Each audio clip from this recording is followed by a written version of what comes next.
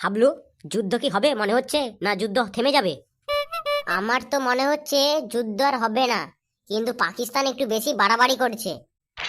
ঠিক কি বলেছিস, পাকিস্তান একটু বেশি বাড়াবাড়ি করছে। পাকিস্তানকে শিক্ষা না দিলে হবে না। আরে বন্ধুরা, এইসব কি বলছিস? যুদ্ধ করা কি ভালো? যুদ্ধ করে কি কোনো সমাধান হবে? যুদ্ধ করলে দুই পক্ষের ক্ষতি হবে মঞ্চন। যুদ্ধ করা মোটে ভালো নয়। তুই কি বলতে চাইছিস? যা করবো আমরা মেনে নেবো? আমরা হাত গুটিয়ে বসে থাকবো নাকি? এখন তো টিভিতে দেখতে পাচ্ছিস ইউক্রেন আর রাশিয়ার মধ্যে কত যুদ্ধ হলো, কত মানুষের প্রাণ গেল। তাহলে কি লাভ যুদ্ধ করে? কাশ্মীরে যে জঙ্গি হামলা হলো, সেই জঙ্গিগুলোকে খুঁজে বের করে তাদের মাথার গুলি উড়ালো। আর তাদের পেছনে কে কে আছে সেইগুলো বার করা দরকার, খুঁজে বার করা দরকার মাস্টার মাইন্ড কে। ঠিক কি বলেছিস, ওদেরকে যা করেই হোক খুঁজে বের করতে হবে, আর তাদের লিডারকে আর ওদের একদম সঠিক শিক্ষা দিতে হবে। এই চুপ কর, স্যার আসছে। বাচ্চারা, তোমরা সকলে ভালো আছো তো? দেশ বিদেশের পরিস্থিতি কিন্তু খুবই খারাপ। যখন তখন রেড সিগন্যাল হতে পারে, বাজতে পারে। স্কুল যখন তখন বন্ধ হয়ে যেতে পারে কিন্তু। স্যার, আপনি যদি এইভাবে আমাদেরকে ভয় দেখান তাহলে কি করে হবে? আমি কি তোদের সাথে ফাজলামো করছি?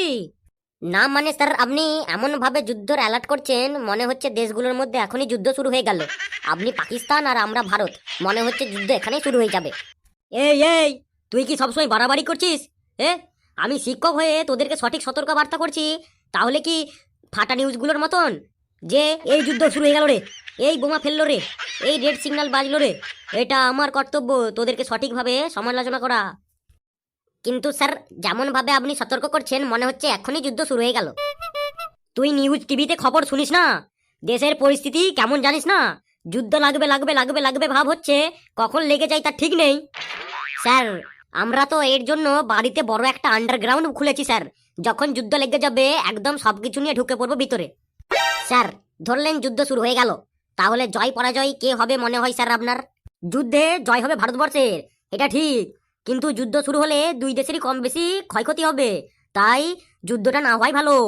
ভারতবর্ষের সাময়িক মূর্তি পাকিস্তানের কাছে হাতের ময়লা। স্যার, তাহলে পাকিস্তান এখনো তো তেরিমেরি করছে কেন, কিসের জন্য? স্যার, আমাদের এই পরিস্থিতিতে কি করণীয়? Gotu, you R good question. তোমাদের এই পরিস্থিতিতে গুজব না ছড়ানো, মানুষের মধ্যে কোনো রকমের আতঙ্ক না সৃষ্টি করা, আর সোশ্যাল মিডিয়ায় যত উজমুকের গুজব দেখবে এইগুলোকে সব একদম রিপোর্ট মারবে, যেন ওগুলো ধ্বংস হয়ে যায়। আর গুজবে কেউ কান দেবে না। যুদ্ধ হওয়াটা কিন্তু একদম ভালো না। তোমরা চাও সকলেই জানে যুদ্ধটা না হয়। স্যার, আপনি ঠিকই বলেছেন। আমাদের এই ভারতবর্ষে 142 কোটি মানুষ দিনের দিন বেকারত্ব বেড়ে যাচ্ছে, কিন্তু আমাদের পাশের প্রতিবেশী দেশ চাইনা দিনের দিন উন্নত হচ্ছে। তাদের চেয়েও আমাদের উন্নত হতে হবে। তার জন্য আমাদেরকে বেশি বেশি করে পড়াশোনা করতে হবে। এখানে বিভিন্ন রকমের বিজনেস করতে হবে। স্যার, আমাদের প্রতিবেশী দেশ চাইনা কিভাবে উন্নত হচ্ছে? তারা আজকে A to Z সমস্ত জিনিস তৈরি করছে এবং সারা পৃথিবীতে পার্সেল করছে। তাদের মতো আমাদেরকেও সমস্ত জিনিস তৈরি করতে হবে, তাহলে বিভিন্ন ফ্যাক্টরি খুলবে। আর সেই ফ্যাক্টরিতে সমস্ত মানুষ কাজ করবে, তাহলে বেকারত্ব কমবে। আর বেকারত্ব কমলে মানুষের পকেটে টাকা থাকবে, জোর ঝামেলা কমবে, মানুষ খুবই খুশি হবে, আর দেশের অর্থনৈতিকও ভালো থাকবে। ফেলু, তুই এতদিন একটা কাজের কথা বলেছিস, নে এবার একটু পড়াশোনার দিকে আসা যাক। ওরে ফেলু, তুই কিছু কর, না হলে আজকে পড়াতে স্যার আমাদের চুলের মুঠি ছিঁড়েই ফেলবে একবারে। এই তোরা শুন সবাই, আমি বলবো ভূমিকম্প হচ্ছে, আর তোরাও সাথে সাথে বলে উঠবি, হ্যাঁ রে ভূমিকম্প হচ্ছে, ভূমিকম্প হচ্ছে। স্যার, স্যার ভূমিকম্প হচ্ছে স্যার, মনে হচ্ছে বিল্ডিংটা পুরো কাঁপছে। হ্যাঁ স্যার, মনে হচ্ছে ভূমিকম্প হচ্ছে স্যার। এই এই, ভূমিকম্প ভূমিকম্প হচ্ছে। দাঁড়া, তোদের চালাকি আমি বার করছি। ভূমিকম্প, তাই না? ভূমিকম্প, আমি ভূমিকম্প নিয়ে প্রশ্ন করবো তোদেরকে। এই ফেলু, তুই বল, ভূমিকম্পের সময় কি কি করণীয়? চালাকটা ধরে ফেলেছে মনে হচ্ছে স্যার ফেলু, এবার কি হবে? কি রে ফেলু, আরে বল কি করণীয়? স্যার, আমি ভূমিকম্পের সময় বাড়ির উঠানে শুয়ে পড়বো। ধর তুই তুই ঘরের মধ্যে আছিস, তখন কি করবি তাহলে? স্যার, ঘরের মধ্যে থাকলে দৌড়ে বাইরে চলে আসবো আর উঠানে শুয়ে পড়বো। ধর তুই তখন 5তলা বিল্ডিং এর উপর আছিস, তখন কি করবি? স্যার, 5তলা বিল্ডিং এর উপর থাকলে সাথে সাথে ব্যালকনিতে চলে যাব। ধর তুই ওই বিল্ডিং এতে কোনো ব্যালকনি নেই, তখন কি করবি? স্যার, তাহলে ওই ঘরের মধ্যে যে চেয়ার টেবিল বা খাট বিছানা থাকবে তার নিচে গিয়ে লুকিয়ে পড়বো। ওহ, ধর তুই ওই ঘরের ভিতরে কোনো খাট বিছানা নেই, টেবিলও নেই, কিছুই নেই, তখন কি করবি? স্যার, আপনি তো দেখছি আমাকে ভূমিকম্পে একদম ফেলেই ছাড়বেন। উপর আল্লাহ যতদিন আমাকে না ডাকছে ততদিন আমি উপরে যাচ্ছি না, তাতে ভূমিকম্পই হোক আর আকাশকম্পই হোক। স্যার আপনি বলুন তো, ভূমিকম্পের সময় ওই 5 তলা বিল্ডিং এ আমার মতো কন্ডিশনে যদি আপনি থাকেন তখন আপনি কি করবেন? ওই জায়গায় আমি থাকলে আমি ওই 5 তলা বিল্ডিং এর থেকে লাফ দিয়ে হাত পা ভেঙে ঘরে পড়ে থাকতাম। কারণ তুই ক্লাসে প্রতিদিন যা উত্তর দিস সেটা শোনার পর থেকে আমার হাত পা ভেঙে ঘরে পড়ে থাকা অনেক ভালো। স্যার আপনি তো প্রতিদিন আমাদেরকে কোশ্চেন ধরেন, আজকে আমি একটা কোশ্চেন ধরবো আপনাকে। আমাকে প্রশ্ন? বেশ, কিন্তু মনে রাখিস প্রশ্ন যেন সঠিক হয়। স্যার বলুন তো, দুধ আর বিড়ালের মধ্যে মিল কোথায়? দুধ আর বিড়ালের মধ্যে আবার কিসের মিল? স্যার দুটো থেকেই ছানা পাওয়া যায়। জানতাম আমি তুই এমন কিছু একটা বলবি। স্যার আমি একটা আপনাকে প্রশ্ন ধরবো। বাবা, তোরও আবার প্রশ্ন আছে, নে বল। স্যার বলুন তো, স্কুলের সাথে চাল ডালের কি মিল? বলিস কি, স্কুলের সাথে আবার চাল ডালের কি মিল? Sir mid day meal. একটু চুপচাপ থাক, না হলে কিন্তু আমার হাতটা তোর পিঠে চলে যাবে কিন্তু এখনই। লেবু, তুই বল তো, কলকাতা থেকে দিল্লির দূরত্ব 1400 কিলোমিটার। তো গেটু কলকাতা থেকে গাড়িতে 140 কিলোমিটার বেগে দিল্লির দিকে রওনা হলো, এবং ফেলু দিল্লি থেকে গাড়িতে 190 কিলোমিটার বেগে কলকাতার দিকে রওনা হলো। তাহলে গেটু ও ফেলুর মধ্যে দুজনের কোথায় একসাথে দেখা হবে? স্যার গেটু আর ফেলুর সাথে জেলখানায় দেখা হবে। কেন জেলখানায় কেন দেখা হবে?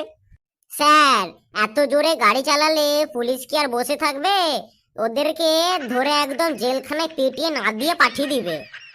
স্যার একটু টয়লেট যাবো স্যার, খুব চাপ আছে। যেই পোড়া ধরেছি আর এখনই টয়লেট চাপ আছে, কত কি পাবে? তুই একটা কবিতা শোনা আমাকে, তুই যদি কবিতা শোনাতে পারিস তাহলে তোকে আমি টয়লেট যেতে দেব। স্যার আমার নিজের লেখা কবিতা বলবো নাকি অন্যের লেখা কবিতা বলবো? তুই আবার কবিতা লিখিস কবে থেকে? বেশ, তোর লেখার একটা কবিতা শোনা। স্যার কোপাল দিয়ে একটা কবিতা বলছি। কোপাল ভিজিয়া যায় চোখের জলে। কি? কোপাল ভিজিয়া যায় চোখের জলে। তুই কি আমার সাথে ইয়ার্কি মারছিস? চোখের জলে কি করে কপাল ভেজে যাবে? কপাল তো থাকে চোখের ওপরে। স্যার পরের লাইনটা তো শুনুন। কোপাল ভিজিয়া যায় চোখের জলে, আমার ঠ্যাং দুটি বাঁধা ছিল গাছার ডালে। এবার আপনি বলুন স্যার, আমার চোখের জল কোপালে যাবে কিনা, কোথায় যাবে? কি সাংঘাতিক কবিতা রে! তুই দাঁড়া দাঁড়া, ওখানে চুপ করে দাঁড়া। পচা, তুই বল, এই পৃথিবীতে সব থেকে সহজ কাজ কি? স্যার পরীক্ষায় ফেল করা। বাপরে বাপ, তুই ফেলি করবি? তোরা সব কি রে, না পারিস বাংলা, না পারিস অঙ্ক, না পারিস হিন্দি, আর না পারিস ইংরেজি, তোরা স্কুলে আসিস কেন? স্যার আমি কিন্তু বাংলা জানি। বেশ, ফেলো, তাহলে লোকাল ট্রেন তোর ভ্রমণের অভিজ্ঞতা সম্পর্কে শোনা। স্যার লোকাল ট্রেন ভ্রমণ শোনাচ্ছি স্যার।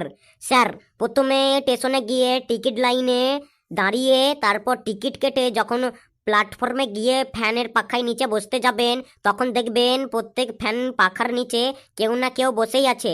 তারপর যখন ট্রেন আসবে তখন দেখবেন ট্রেনের যে বগিগুলো আপনাকে পেরিয়ে কাছে সেই বগিগুলো খালি আছে, কিন্তু আপনার সামনে যে বগিটা দাঁড়াবে সেই বগিটা দেখবেন লোকে একদম ঠাসাঠাসি গাদাগাদি ভর্তি। তারপর ট্রেনের মধ্যে উঠে গাদাগাদি ঠাসাঠাসি লোকের ভর্তি। আর তখন যদি কোনো বগলের কাছে আপনি দাঁড়ান, বগলের গন্ধে শুকতে শুকতে গন্ধস্থলে যেতে হয়। আর সে কি সমস্যা? স্যার তারপর একজন বলতে বলতে আপনার কাছে এসে বলবে, দাদা ছাল ছাড়িয়ে নুন মাখিয়ে দেবো নাকি? মানে মশা মারা বিক্রি করছে। আর তারই পেছনে আরেকজন বলতে বলতে আসবে, খেললেই মরবে, খেললেই মরবে। আমি প্রথমে ভেবেছিলাম ওই মশাকেই খেললে নাকি সে মরবে, তারপর দেখলাম ওরে ওই লোকটা ইঁদুর মারা আর আরশোলা মারার ওষুধ বিক্রি করছে। আর বলতে হবে না তোদেরকে, তুই বস, তুই বস। বাকিটা শুনুন, ট্রেনের মধ্যে যখন আপনি পেপার কিনে পড়তে থাকবেন তখন আপনার পাশের লোকটা আপনার কাছে পেপারের মাঝের পাতাটা চাটবেই চাইবে। থাম বাবা, একবারে থাম, তোর অনেক কাহিনী শুনেছি আজকে। স্যার এটাই লাস্ট। ট্রেনে যারা ঝালমুড়ি বিক্রি করে তাদের করা স্টাইলটা খুবই ভালো লাগে। কত সুন্দর করে ছড়া করে বলে, চাল ভাজা, ডাল ভাজা, কলাই ভাজা, মটর ভাজা, ছোলা ভাজা, বাদাম ভাজা, কুসুম ফুলের বিচে ভাজা, খেতে ভারী মজা মজা, দেবো নাকি কাকা? বেশ বেশ, তুই থাম বাবা, আর বলতে হবে না। তোরা সবাই বস, আমি এখন আসি, লোকাল ট্রেনের কাহিনী পরের দিন শুনবো আরো। কি হে বন্ধুগণ, কেমন আছেন? আশা করি ভালো আছেন। যদি আমাদের এই ভিডিওটি ভালো লাগে থাকে প্লিজ লাইক করবেন, কমেন্ট করবেন এবং আমাদের চ্যানেলটিকে সাবস্ক্রাইব করে আমাদের চ্যানেলের পাশে থাকবেন। দেখা হচ্ছে পরের ভিডিওতে। ধন্যবাদ। জয় হিন্দ, বন্দে মাতরম। আরেকটা কথা, আপনারা অবশ্যই কমেন্টে লিখবেন যুদ্ধ করা ভালো না খারাপ।